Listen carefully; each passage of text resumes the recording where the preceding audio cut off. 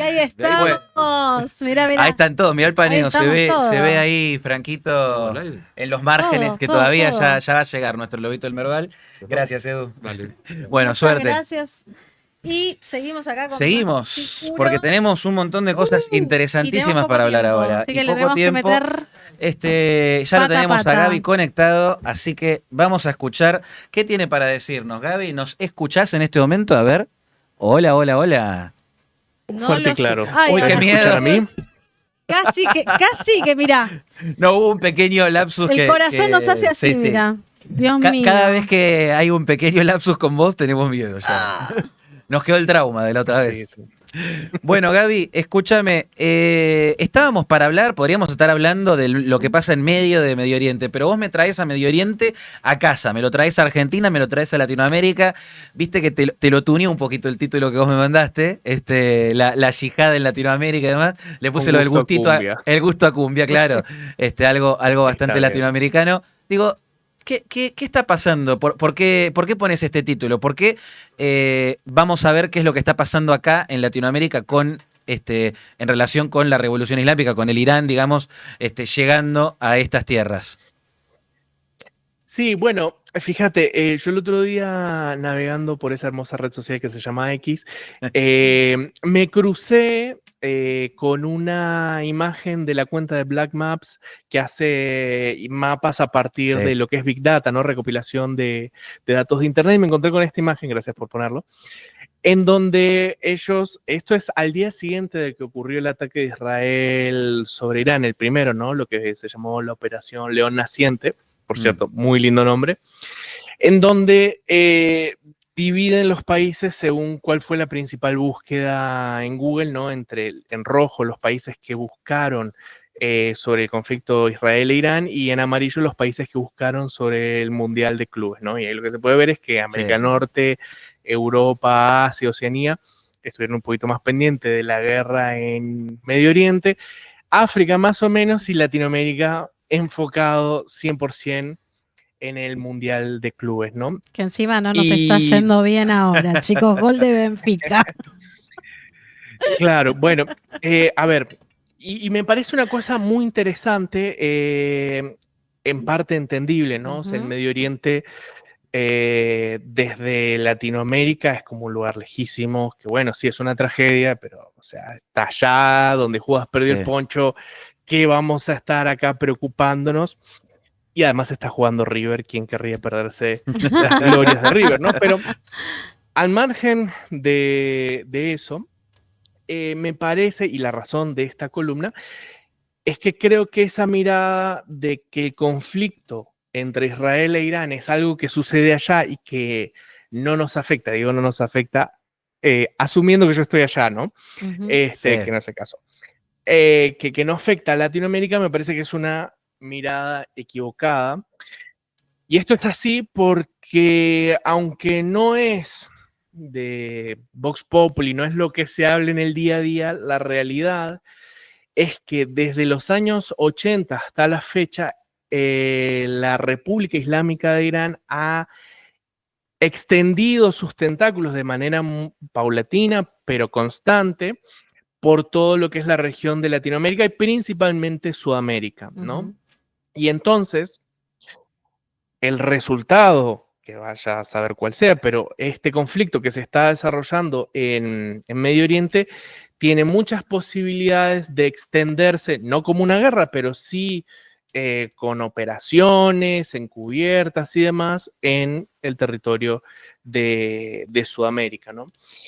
Y en ese sentido, creo que la primera pregunta que cabría hacerse es ¿por qué Irán está en Sudamérica? ¿No? O sea, está en la otra punta del mundo, no, Sudamérica no tiene ningún nexo cultural con Irán, ni siquiera es una región militarizada, ni nada. O sea, ¿qué hace Irán en Sudamérica, en Latinoamérica y en Sudamérica en particular? Bueno, creo que ya si querés la foto de Black Maps ya quedó explicadísimo. Para explicar esto creo que hay que remontarse, ¿no?, a lo que fue el inicio de la historia de la República Islámica de Irán, ¿no?, que comienza en el año 1979. Inmediatamente se forma, después de que derrocan al Shah de Persia y y nombran al ayatolá como líder de esta nueva República Islámica, de esta teocracia, inmediatamente Irán empieza una campaña a nivel global de financiar grupos terroristas o milicias chiitas en todo Medio Oriente que comienzan a hacer actos terroristas y a perpetrar asesinatos de disidentes en todo el mundo, ¿no?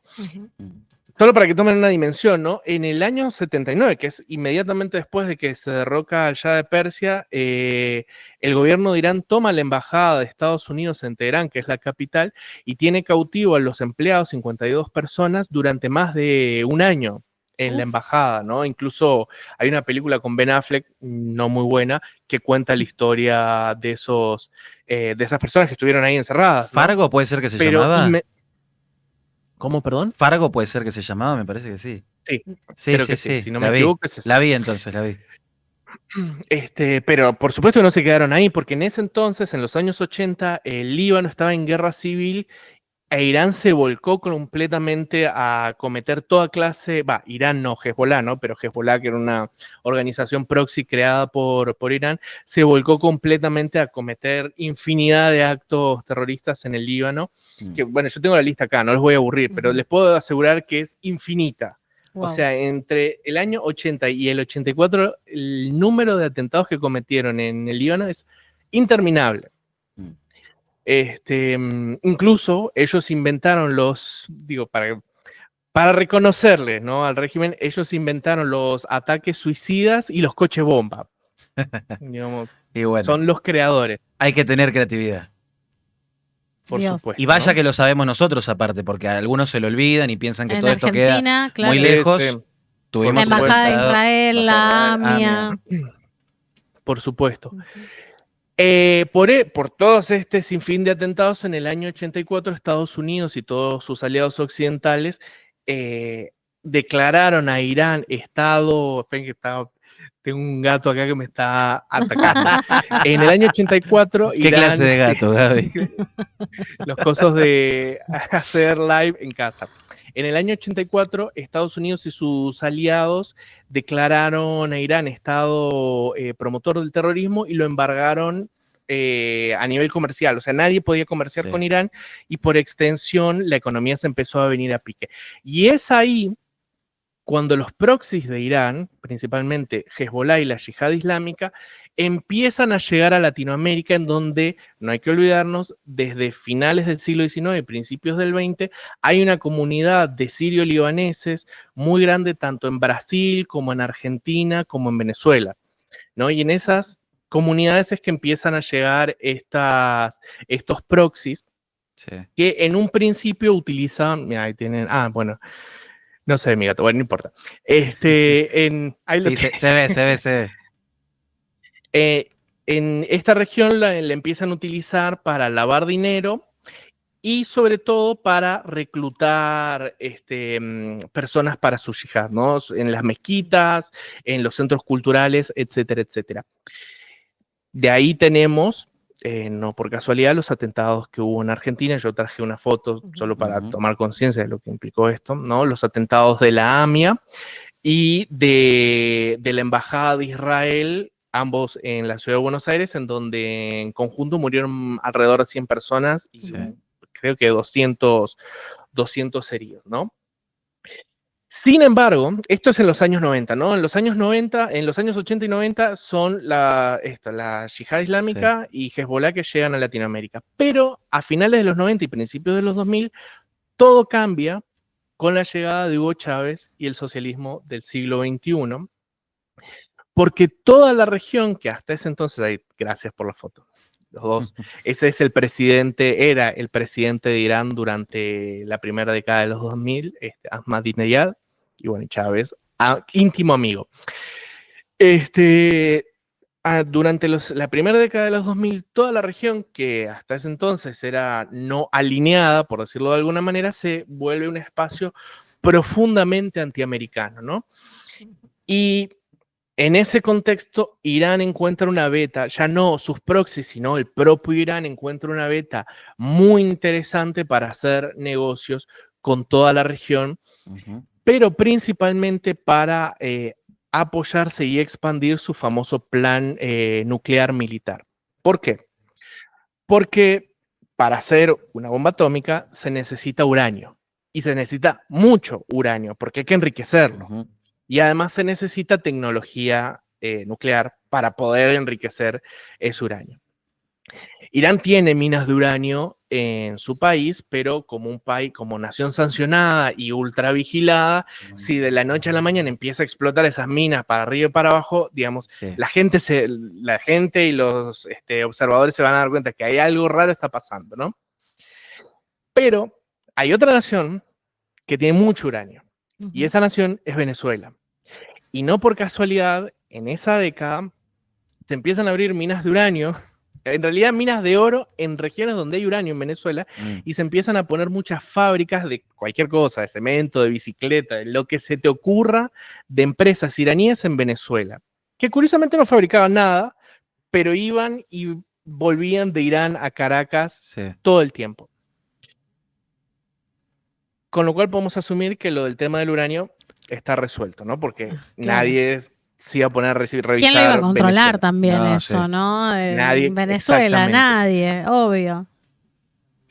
Pero le falta la parte de la tecnología nuclear. Y acá es donde aparece Argentina. Argentina, como tiene su planta nuclear de Atocha y tiene una tecnología nuclear, porque para alimentar una Sí. planta nuclear necesitas enriquecer uranio. Era el único país de la región no alineada, y ahora abiertamente ante Estados Unidos, que tenía la tecnología para ayudar a los ayatolás en su carrera armamentística. Y según confesaron exmiembros del gobierno chavista que huyeron en el 2013, si no me equivoco, que huyeron a Estados Unidos, la confesión la hicieron en el 2013.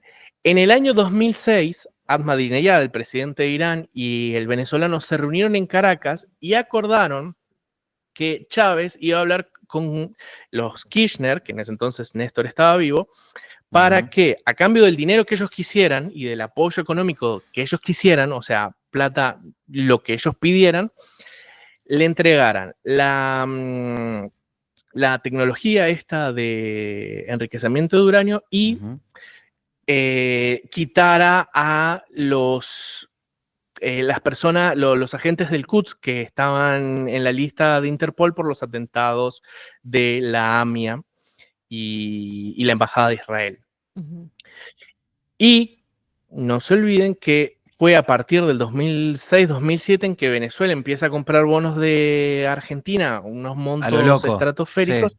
a lo loco, y llega Antonini Wilson con los bolsos llenos de guita argentina. Mirá cómo ataste todo, Con lo porque vos, cual, sí, lo que estás contando básicamente Ahora tiene sentido. es un poquito, bajar un poquito más en claro mucho de lo que ya se viene hablando hace rato, de lo que fue el memorándum de entendimiento de Argentina, de Cristina Kirchner, en realidad del kirchnerismo con Irán, y vos hablás de un esquema que tenía a Venezuela como país de materia prima del uranio, y después Argentina como una refinería, todo para que después llegue después a Irán, para que Irán también después no tenga que pagar los costos con los criminales en otros países, o sea, para que no pase nada y para que Irán pueda conseguir la bomba atómica lo antes posible.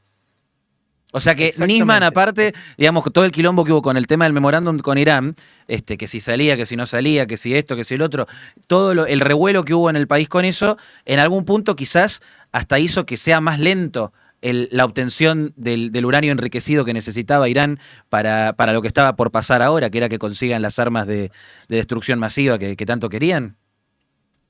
sí, en realidad el uranio lo obtenían de Venezuela y lo que querían de Argentina era la tecnología para enriquecer. Claro. Hay una cosa que es muy técnica del uranio, que bueno, lo investigué haciendo esta cosa. Sí, sí, sí. Que la tecnología es muy sencilla, o sea, si vos podés enriquecer uranio para hacer energía nuclear, que es uranio del 5%, o enriquecer para cuestiones de medicina, tipo rayos X y demás, que es al 20%, también puedes enriquecerlo al 90%, que es para lo que necesitas para las armas nucleares. Sí. O sea, si vos puedes enriquecer al 5, al 20 o al 90.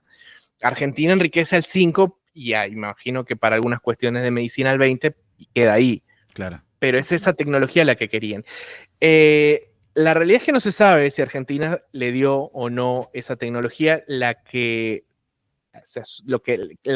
sabe, según las declaraciones de estas tres figuras del chavismo que se entregaron a Estados Unidos, es Nilda Garré, que era la ministra de Defensa de aquel entonces, pero ya no ha dicho nada, así que no sabemos. Ni Bueno, lo lo que, sabremos. lo que es claro es que con esto que contaste, y ya para ir cerrando, digamos, esta hermosa columna que tuviste, digo, lo que es claro es que, bueno, el kirchnerismo, el chavismo, todo el socialismo del siglo XXI estuvo completamente embaucado con el régimen de Irán, con el régimen terrorista de Irán, con el ayatolá, con todos ellos, y con, digamos, los que nos hicieron atentados a nuestro país, a argentinos. No es contra Israel, es contra Argentina, es contra los argentinos. No, por supuesto, y además vos decís que estuvieron muy involucrados. La realidad es que siguen Sí. sumamente involucrados. El gobierno de Venezuela le sigue comprando armamentos y le sigue enviando uranio. Sí. El gobierno de Bolivia sigue con unos vínculos fortísimos con Irán, lo mismo el de Nicaragua y Cuba, con lo cual, y esta es la razón por la cual creo que es relevante, es que hemos visto en los últimos semanas, días, meses, años, la efectividad que tiene el Mossad. Y todos estos gobiernos y todos estos regímenes están apoyando a los enemigos del Mossad, con lo cual, si yo fuera Maduro, estaría poniendo mis barbas en remojo fortísimo, porque no son cualquiera los muchachos del Mossad. Vimos el tema de los Vipers, Sí. vimos Sí. el tema de los drones con inteligencia artificial, andaría con cuidado. Y otra cosa, y ya con esto no te robo más tiempo, Okay. Hezbollah, la Yihad Islámica e Irán están sumamente involucrados, pero sumamente involucrados precisamente por esta incapacidad de comerciar y de generar dinero con todos los cárteles de la droga en Latinoamérica. Hay una triangulación de que la droga que se produce en Bolivia, Perú, Colombia se manda a Venezuela, con charters Caracas-Teherán se manda a Teherán, de Teherán se manda al Líbano y del Líbano, donde está Hezbollah, se reparte al Golfo Pérsico, Europa a través de la ruta de los Balcanes y a África, Nigeria y esos países. Así que hasta los carteles de Latinoamérica podrían verse muy afectados y caerán. Mirá Bueno, vos, yo iba a decir que estaban caen metidos todos en en el dominó. merengue y de verdad están metidos en el merengue. Sí, es que bueno, el socialismo Wow. en Latinoamérica es un esquema de vinculaciones entre terroristas, socialistas y narcotráficos. Lo que pasa es que los socialistas son una mezcla de justamente todas las anteriores, digamos. Chorros, narcotráficos, terroristas, por ahí perdidos. yihadistas, le tiramos todo junto. Gaby, muchísimas gracias por tu columna de hoy. Nuestro propagandista de Occidente se retira.